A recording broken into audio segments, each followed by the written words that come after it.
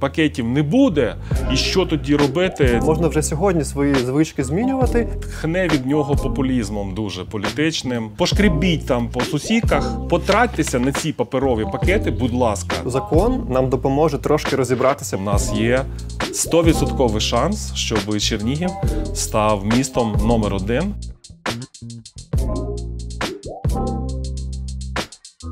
Сьогодні, шановні глядачі нашого каналу, ми вже вдруге в гостях у Сергія Безбородька, в нашого екоактивіста номер 1 в Чернігові. Сьогодні ми знову на території громадської сортувальної станції, яка відома як Super Sorters. Сергій, кілька слів на початку. Які результати у вас за цей, певне, дуже короткий період після відкриття в такому вже кращому форматі, ніж це було до цього? Так, власне, ми працюємо з 10 квітня офіційно, працюємо кожну суботу та неділю.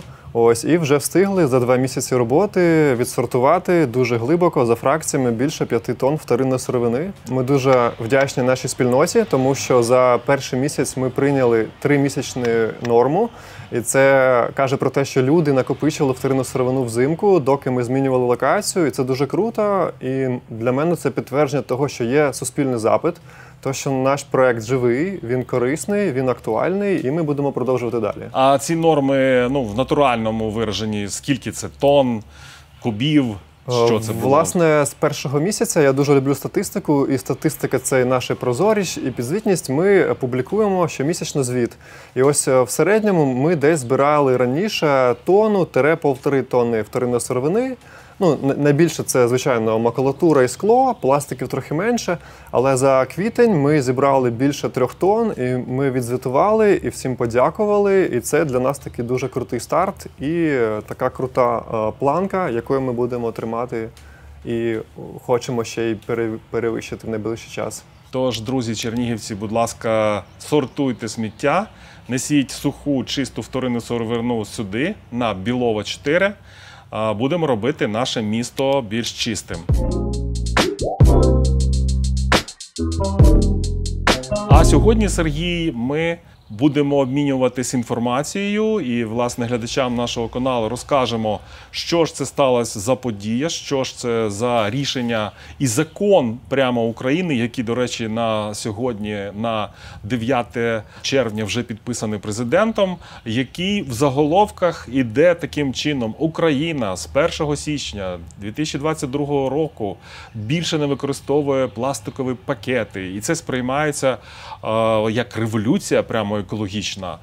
Я думаю, що ми маємо дійти до деталей і розказати, що відбувається насправді. Тож вам слово, Сергій. Так, власне, дійсно, 1 червня Верховна Рада прийняла закон України про обмеження використання пластикових пакетів, і президент вже його підписав.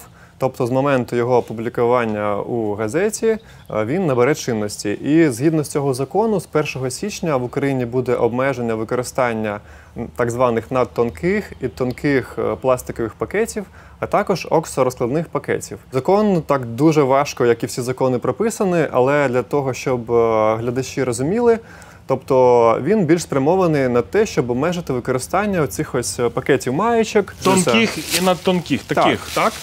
Так, тобто таких пакетів маєчок, які розповсюджуються в супермаркетах, закладах громадського харчування безкоштовно.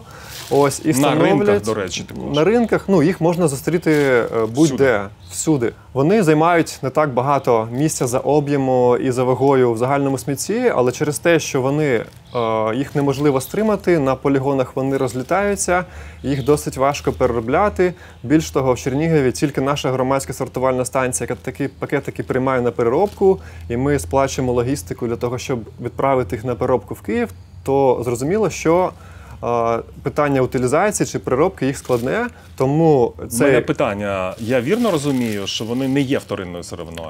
Вони спалюються, знищуються, але вони вторинно в ресайклінг не переробляються, чи переробляються? Вони переробляються, але є складність. І ось саме закон нам допоможе трошки розібратися, по-перше, з маркуванням, адже в тому числі, згідно з законом, виробники таких пластикових пакетів з 1 січня їх мають маркувати, з якого виду пластику вони зроблені. Тому що у нас, якщо ви відвідати сортувальну станцію, ви побачите, що ми приймаємо всі види пластику, але вашою задачею буде відсортувати їх по відповідним контейнерам. І з цими пакетами досить складно, тому що українські виробники їх досі не маркують. Ми тільки на помацки, або там за деякими ще там... Керуючись професійними знаннями, просто маєте Так, ми можемо тільки за їх сортувати. властивостями дізнатися, з якого саме виду пластику вони зроблені. Сергій, питання. Ви назвали, прямо процитували з закону, які пакети мають бути промарковані, і вони прямо так в законі прописані. Я не зовсім зрозумів оце слово із коренем ОКСО, розкладні ОКСО. пакетики. Це пластикові пакети, які мають також у себе додавання різних металів. Це трошки спрощує їх розклад, але проблема в тому, що такі пластикові пакетики розкладаються на мікропластик. І коли такі пакетики лише з'явилися в Україні, дуже часто виробники почали маркувати їх разом з назвою еко, біо, і відтепер закон України... Це неправда, м'яко Так, кажучи. це так званий грінвошинг, тобто це зовсім не еко. І згідно з цим законом також буде заборонено використовувати оці ось приставки еко, біо без належної сертифікації. Тобто з'являється питання, хто має сертифікувати це, хто буде перевіряти виробництво. Ось, але в цілому цей закон, він позитивний, тому що нарешті... Так, це перший крок, це імпульс, це, власне, формально кажучи, це воля народу, і це крок назустріч такому сумлінному і свідомому суспільству. На початку ще одне питання. У вас в руках надто тонкі. Закон не обмежує використання всіх інших. Так, на жаль... Чому? Для мене це, до речі, парадоксальна річ. Якщо вже ми беремо за законотворчість, чому ми не обмежуємо всі інші пластикові пакети, щоб їх прибрати, власне, нехай за 3 роки, за 4, за 5. Це все рівно було б вірно, стратегічно і прагматично. Ми б досягли мети. Якої ж ми мети досягаємо зараз? Дійсно, і ще додаткове питання у тому, хто саме буде вимірювати оцю ось товщину пакетиків, тому що відповідно до класифікації... Держпродспоживслужба, я думаю, в їм покладені обов'язки контролю. Так. Чому ми не обмежили всі інші товщі пакети? Вони ж також пластикові, вони ж також забруднюють нашу землю, наші ріки, ліси і поля. Для мене це також питання, тому що є прецеденти, є країни в світі, там Данія, Франція, і ще багато, там до 40 країн, які зовсім вивели з обігу пластикові пакети. І цим собі полегшили і моніторинг, там, і перевірки, тому що насправді дуже важко пересічному містянину розрізнити, це тонкий пакет, чи надтонкий, чи, можливо, це вже товстий. І таким чином на Держспоживслужбу лягають ще додаткові навантаження. Це, окрім там їх штатного розкладу, ще й додаються пакетики до їх там перевірок. І будемо дивитися, як цей закон працює. І також я почитав трошки деталей, що на даний момент вже визначені розміри штрафів. Як на мене, вони також замалі. Вони смішні просто. Я також читав, готувався до нашого спілкування. Так, це тобто від 300 гривень, якщо ви розповсюджуєте ці пакети безкоштовно в ваших мережах, або від там 8 тисяч гривень, якщо ви продаєте такі пакети.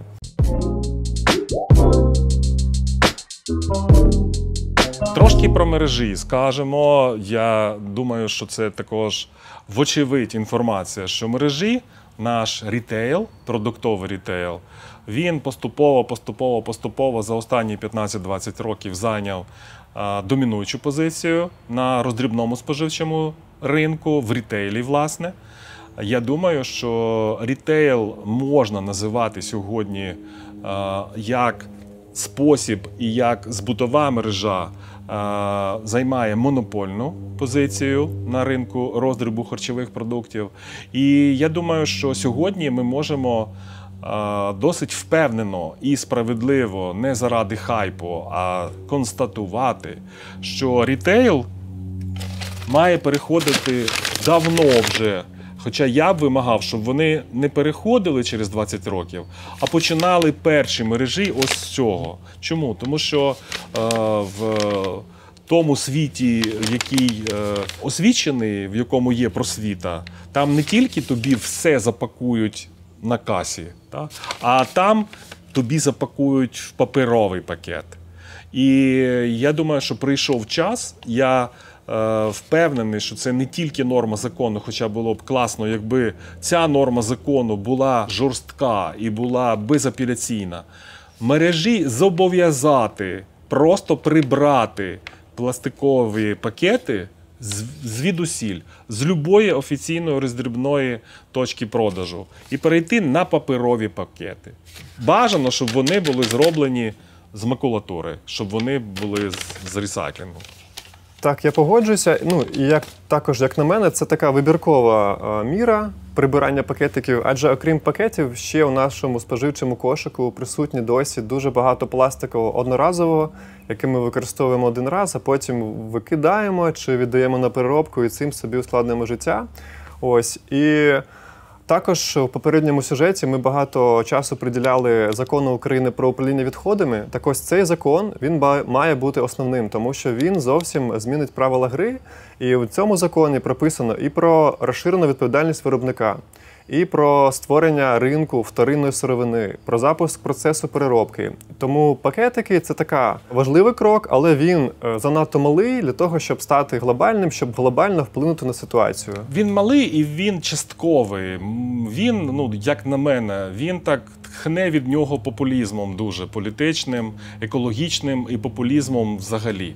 Тому що або ми вивчаємо, аналізуємо, співвідносимо, спілкуємося з мережами, спілкуємося з екологічними активістами. У нас, власне, є Міністерство екології, вивчаємо статистику і приймаємо один раз рішення на рівні закону, на рівні формально волі народу України. І робимо перший якийсь якісний крок до чистого суспільства, до нашого кроку в чисте майбутнє. Або не робимо, якщо нам не вистачило часу для такої аналітики, для таких прорахунків і для того, щоб прийняти закон і проголосувати.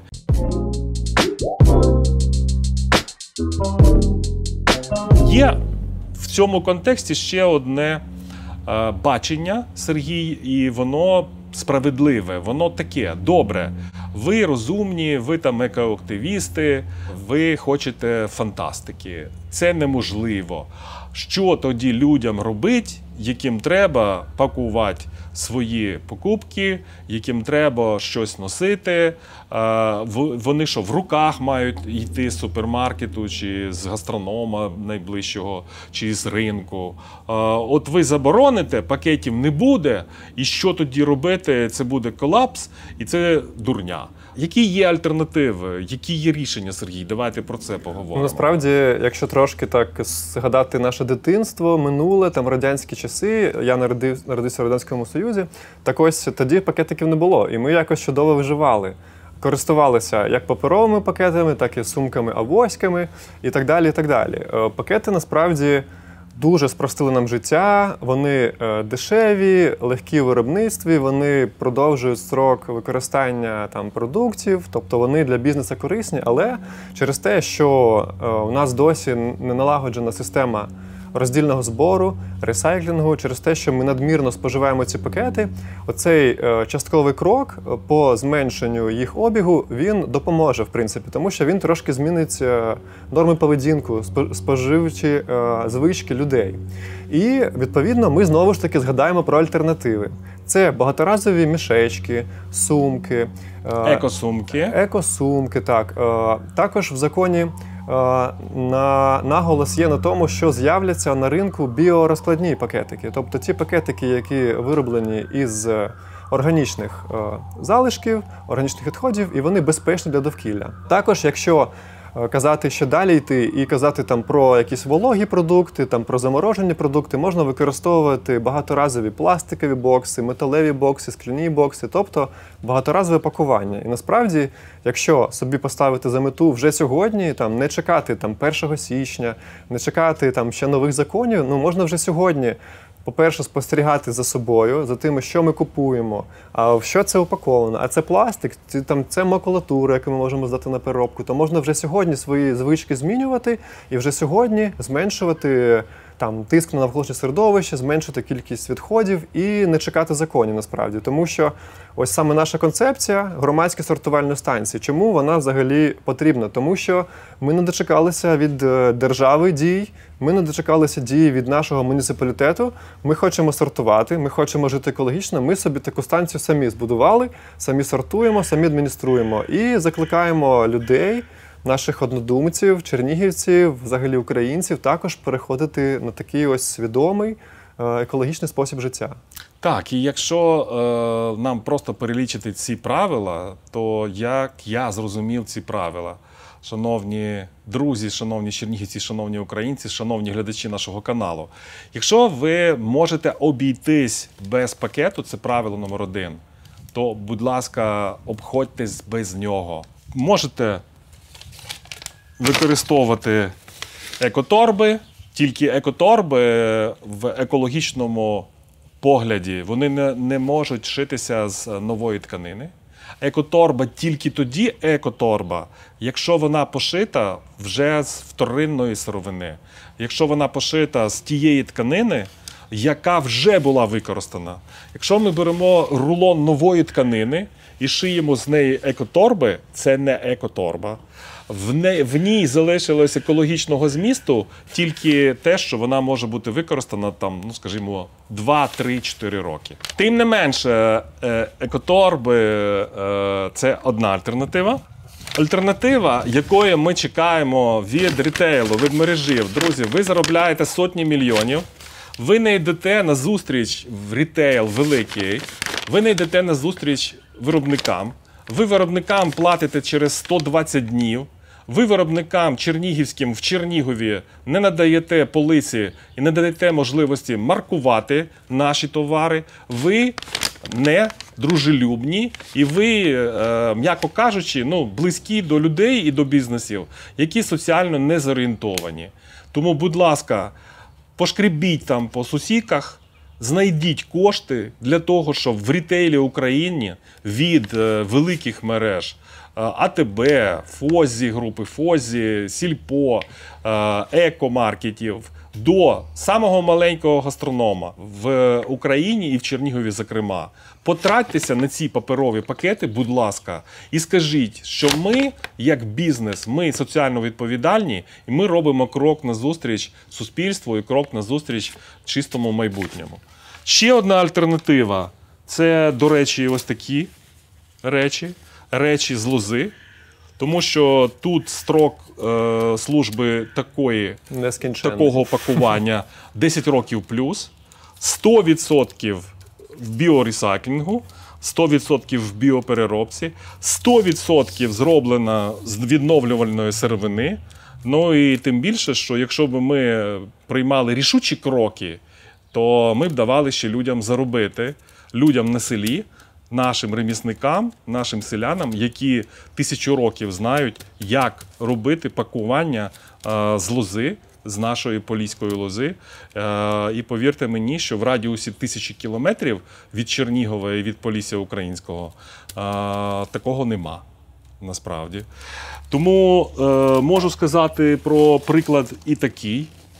Це далеко не екологічна сировина, це моя особиста торба. Я думаю, що вона мені вже служить 10 років точно. Я не хожу в супермаркети ні з чим, окрім неї. З тачки я все викладаю сюди і в цьому воно їде додому. Але це не пластик, це не пластик, це не пластик і це не пластик. І повірте, що альтернативи є, і просто треба нам до них доходити.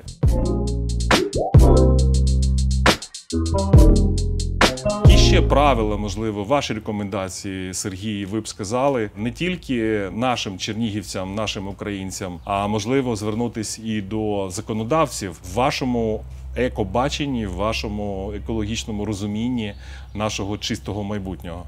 Я б хотів би спостерігати послідовну політику від держави, не тільки точкові якісь рішення, які там пожежі тушать, а дійсно послідовну політику на перейняття, по-перше, європейського досвіду, тому що, на щастя, європейські директиви нам нав'язують.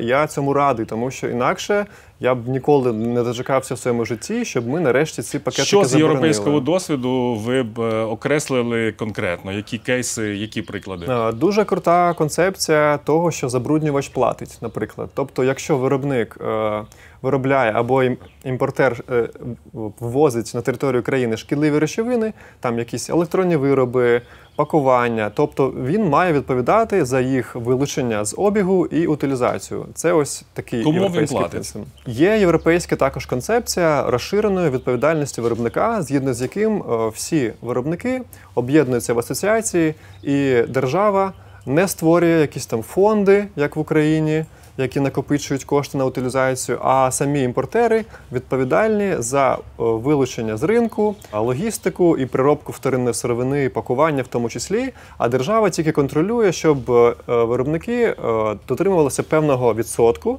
і контролює цей процес. Тобто держава тільки спостерігає, вона не втручається, і, як правило, як показує досвід європейський, що компанії це роблять дешевше, швидше, креативніше, вони залучають широку громадськість, тобто їх компетенції дозволяють це зробити набагато краще, швидше, ефективніше, ніж державні інституції. Ось. Також сортування. Знову ж ми повертаємося до цього, що досі у нас нема державної політики про роздільний збір відходів, тому я також би нашим слухачам і тим, хто буде дивитися запис на Ютубі, на каналі, радив би вчитися самим, розбиратися з вторинною сировиною, вивчати пакування, приходити до нас. У нас з'явилися вже такі посібнички короткі, на яких повністю розписано все, що можна здати на переробку. І також ми нарешті підійшли до того, що сортувальна станція приймає всі види пакування. Ми до цього послідовно йшли, раніше були якісь винятки, і з мого досвіду я зрозумів, що дуже людям важко пояснити, що можна, що не можна, тому ми вирішили приймати все, тільки вже тут показувати, які є нюанси, які пластики підуть на переробку, а які на високотемпературне спалювання, які у нас заберуть в Чернігові, а які ми будемо вимушені відправити в Київ. І таким чином, через таку ось концепцію, ми людей надаємо їм корисні звички. Ось наша цільова аудиторія – це, певно, що молодь і діти. І от через саме таку концепцію ми хочемо створювати нову свідомість, екологічну свідомість, українців. екологічне відношення до себе, до землі, до майбутнього. Сергій, про рівень Верховної Ради, про закон, який прийнятий, який мало що вирішує, окрім, можливо, такого ідеологічного хайпу, і там багато попси, тому що ми нічого радикального не побачимо з 1 січня зовсім. В нас є ще рівень міста. Що би ви рекомендували, користуючись цією нагодою, що би ми могли порекомендувати депутатському корпусу міста Чернігова в їх можливих рішеннях, стратегіях, планах і кроках реальних для того, щоб Чернігів став не просто містом легенд, а щоб він став містом номер 1, яке розробило стратегію екологічну чистого міста і крокує крок за кроком по цій стратегії. По-перше, якщо до тих самих пакетів повернутися, то навіть міська рада могла б прийняти давно вже рішення рекомендаційне для мереж відмовлятися від пластикового пакування. Воно б не мало такої сили, як закон України, але свідомий бізнес до нього міг би прислухатися як до авторитетного такого органу самоврядування. А несвідомо підвищимо плату за землю, оскільки це в руках громади і, власне, чому ні? Нехай свідомі ті, хто платять податки, і ті, хто заробляють в місті Чернігові, заробляють, і їм буде вартість оренди землі мінімальна виробникам товарів та послуг, а тим, хто заробляє в місті, але не хоче бути частиною стратегії міста і розвитку міста, ну нехай тоді грошима розплачуються. Будемо накопичувати на сміттєпереробний завод. Сміттєпереробний завод – це також дуже така наша велика мрія, але це дуже дорого і дуже нескоро, на жаль. Згідно з останніх новин, я слідкую за цією тематикою, але сортувати, наприклад, на хоча б 2 фракції – вологу і суху, тобто хоча б на першій ланці виділяти органіку від вторинної сировини, це також дуже було перспективне і стратегічно правильне рішення міської ради, тому що коли йти далі і думати навіть вже про рекультивацію полігону Масанах, а це нас чекає неодмінно, то фракцію, із якою вилучена органіка, було б набагато легше з нею працювати, і вона б дійсно мала яку б вартість для нашого умовного інвестора. Я думаю, що на часі нам зрозуміти, як Чернігів зробити не тільки екологічним містом номер 1 з екологічною стратегією, хоча б в цій частині, наприклад, і в рітейлі, і серед відповідальних виробників, перейти і до наступного кроку. Я думаю, що це тема наступної такої бесіди, наступної дискусії і наступного випуску, оскільки гріх жалітися, Чернігів був одним з найзеленіших міст України, і треба продовжувати цю традицію. Не будемо братись за мільярд дерев, я думаю, але будемо рішуче розуміти і робити кроки, щоб і така стратегія була. Погоджуюсь. Дякую, Сергій, дуже за це спілкування, за цей коментар. Я думаю, що в нашому сьогоднішньому випуску, шановні глядачі, підписуйтесь на наш канал. Ми дали ще інформації і ще професійних з ваших уст, з вашого розуміння, як екоактивіста нашого міста, дали розуміння, що ж насправді відбувається з цим законом, з цими ура! Переможними заголовками, і що, власне, люди, не чекаючи законів, можуть робити для того, щоб Чернігів, Чернігівщина, Україна були чистими і вільними від цього цивілізаційного бруду. Дякую дуже. Дякую. Тут я бачу ваші друзі. Йдіть сюди, до нас, будь ласка, в кадр. Підходьте, підходьте. Ваші також екоактивісти. Вставайте. Сортуйте сміття. Привозьте на сортувальну станцію на Білова 4. Підписуйтесь на YouTube канал і ставте лайки.